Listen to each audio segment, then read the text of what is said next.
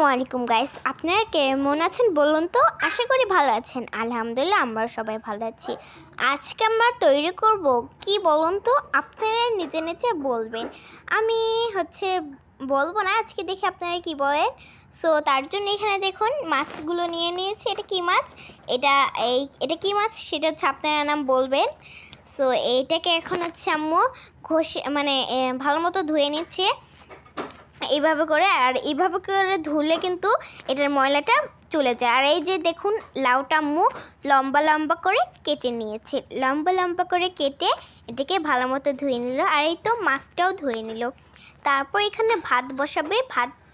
ভাতের চাল নিয়ে এই তো ভাতটাকে ভালো মতো ধুয়ে নিচ্ছে। এখন ময়লা পানিটা ফেলিয়ে দিচ্ছে। তারপর রাইস কুকারে বসিয়ে দিল। এই তো ঢাকনাতে ঢেকে দিল। তারপর এখন আমরা মাছটা রান্না করবো একটি কড়াইয়ে।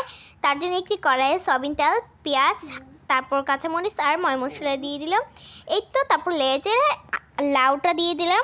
লাউ দেওয়ার পরে আবারও এটাকে ভালো মতো মিক্সড করে নিলাম। তারপর এখানে আমরা মাছগুলো অ্যাড করছি। এই যে মাছগুলো দিয়ে দিলাম। তারপর এটাকে আবারও ভালো মতো মিক্সড করে নিচ্ছি। আর কমেন্ট করে কিন্তু আপনারা অবশ্যই কমেন্ট করে জানাবেন এই মাছটার নাম কি। সো তারপর ঢাকনা দিয়ে ঢেকে রেখেছিলাম, ঢাকনাটি উঠিয়ে দিলাম। আর এতক্ষণ কিন্তু আমরা কষিয়েছিলাম। আর এখন পানি দিয়ে দিলাম। তারপর জিরা গুঁড়ো দিয়ে দিলাম। এই তো গাইস আমাদের রেসিপি শেষ। আসসালামু আলাইকুম, বাই বাই।